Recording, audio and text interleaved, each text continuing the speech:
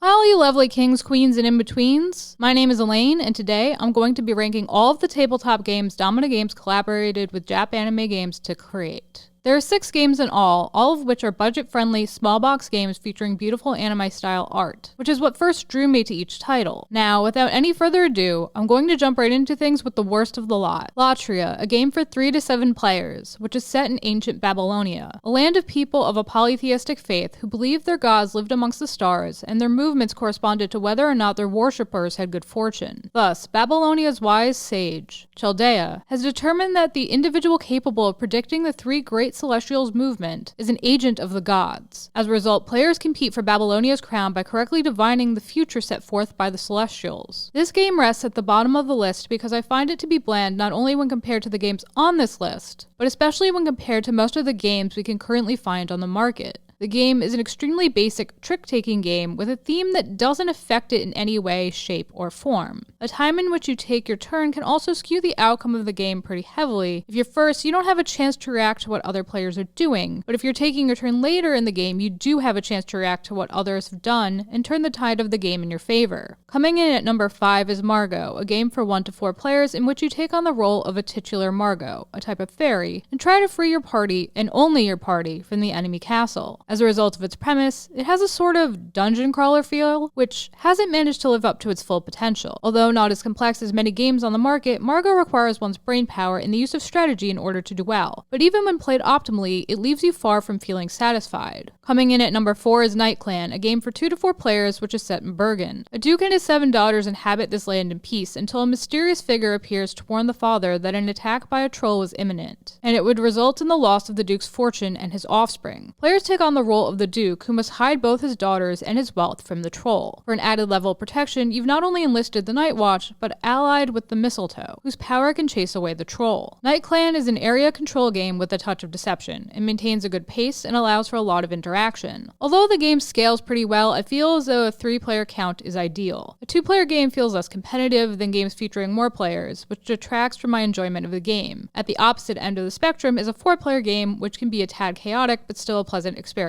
The winner of the bronze is Our Goat, a game for 3 to 5 players, where you take on the role of an outsider trying to discover Eden, a beautiful land whose residents are said to be immortal. I like this one's art and theme a lot. You're collecting books, and I'm quite the book dragon, so that aspect really appeals to me. I also like that one can really turn the tide of the game by sharing their knowledge with other players. Oftentimes in games, you'll find that someone is taking a clear and definitive lead, and you simply have to play out the course as that person continues to maintain that lead. In Our Goat, this lead can be countered by simply working with the other players who have fallen behind to help each other catch up and make the game more competitive. At the same time, this can be a sort of double-edged sword if you're not careful, as it could lead to the players that have fallen behind simply handing the victory to someone else if they go too far. The winner of the silver is Miraris, a game for 3 to 6 players in which you attempt to uncover the secrets of a dream realm, which is reflected in an antique mirror as you explore its numerous wonders. I appreciated how each character had a different unique power, which really adjusted the feel of the game and how you played the game. The abilities also made me want to play around until I found the one I really liked, while also going back to revisit some other personal favorites. Finally, I liked that this was a fast-paced game, something you could play numerous times in a single sitting without getting tired, and something that doesn't have a ton of downtime, something which makes you feel like you aren't playing a game even though you are playing a game. And coming in first place for the gold is Pralaya, a game for 2 to 5 players, in which you take on the role of a loyal retainer to the king of a beautiful island nation with a rich cultural identity and boundless knowledge. You would live peacefully upon the island with your people until a darn demon came along and ruined everything, like they do, by dragging the island gradually back into the sea. Knowing that the end was nigh, the king ordered both yourself and his other most loyal retainers to gather as much of the island's knowledge and treasure as possible before fleeing prior to the island sinking into its watery grave. I liked that this game was fast-paced, like several of the others on this list, and also easy to learn, although it still presents a challenge in the sense that it's difficult not only to gauge when to flee, but to get yourself off the island before it sinks into the sea. I have definitely sunk more than I have swum, or gotten away, whatever. And there you have it, my ranking of all the tabletop games Domina Games collaborated with Japanime Games to create. What did you think of my ranking? Did you agree or disagree with my order? Let me know down below in the comments. I always like to know what you kings, queens, and in-betweens think. And if you like what you saw here today, please smash that like button until it's blue. Subscribe, ring that bell so you'll always know what's up, and I'll catch you all in the next one. Bye guys!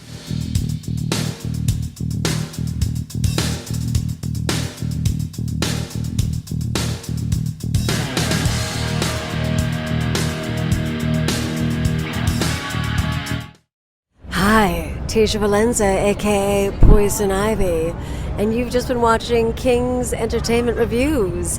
Don't forget to like, subscribe, and watch.